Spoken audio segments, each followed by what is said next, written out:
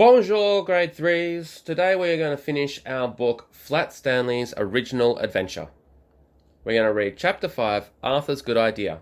And I hope this time I don't stuff up the reading. For a while, Stanley Lambchop was a famous name. Everywhere that Stanley went, people stared and pointed at him. He could hear them whisper, "Over there, Agnes, over there. That must be Stanley Lambchop, the one who caught the snake thieves," and things like that. But after a few weeks, the whispering and the staring stopped. People had other things to think about. Stanley did not mind. Being famous had been fun, but enough was enough. And then came a further change, and it was not a pleasant one. People began to laugh and make fun of him as he passed by.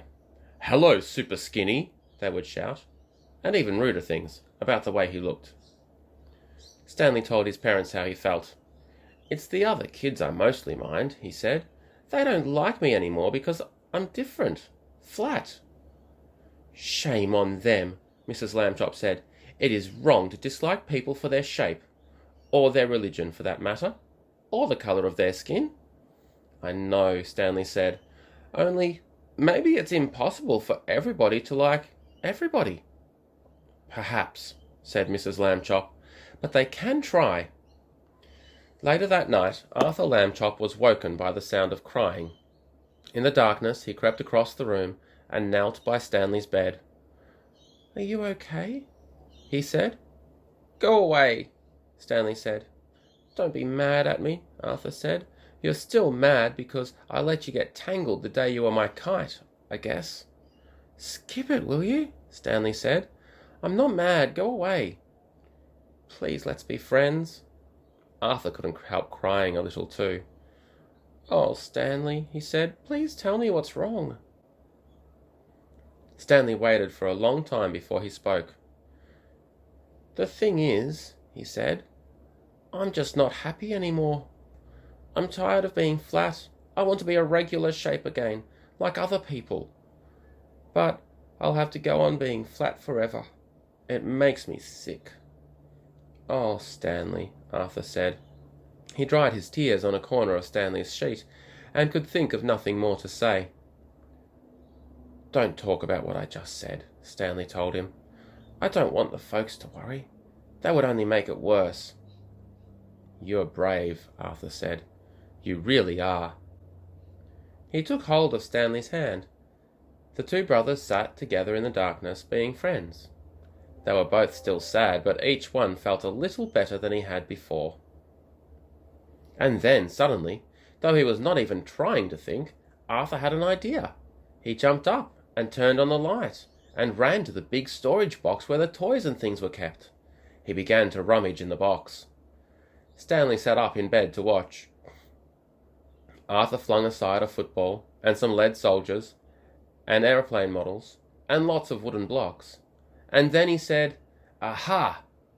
He had found what he wanted, an old bicycle pump. He held it up, and Stanley and he looked at each other.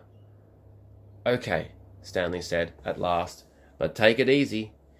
He put the end of the long pump hose in his mouth and clamped his lips tightly about it so that no air could escape. "I'll go slowly," Arthur said. "If it hurts or anything, wiggle your hand at me." He began to pump. At first, nothing happened, except that Stanley's cheeks bulged a bit.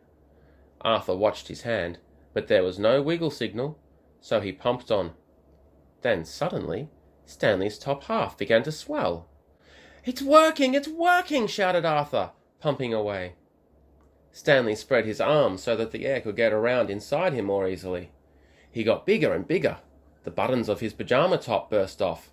Pop, pop, pop!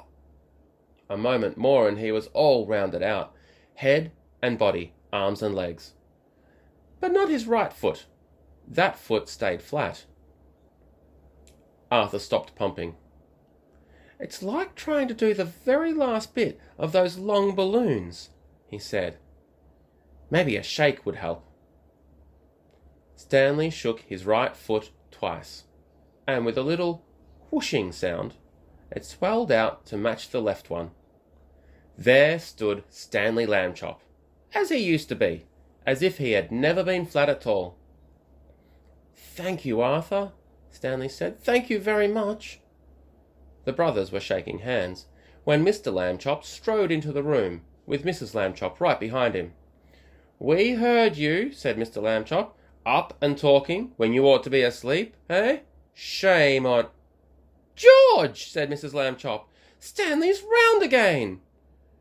"You're right," said Mr. Lambchop, noticing. "Good for you, Stanley."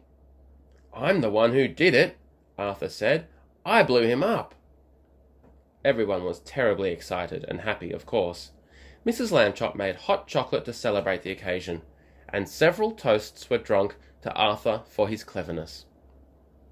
When the little party was over, Mr. and Mrs. Lambchop tucked the boys back into their beds and kissed them, and they turned out the light. "Good night," they said. "Good night," said Stanley and Arthur. It had been a long and tiring day, but very soon all the Lambchops were asleep. So I hope you have all enjoyed our book, Grade 3s. Have a good day.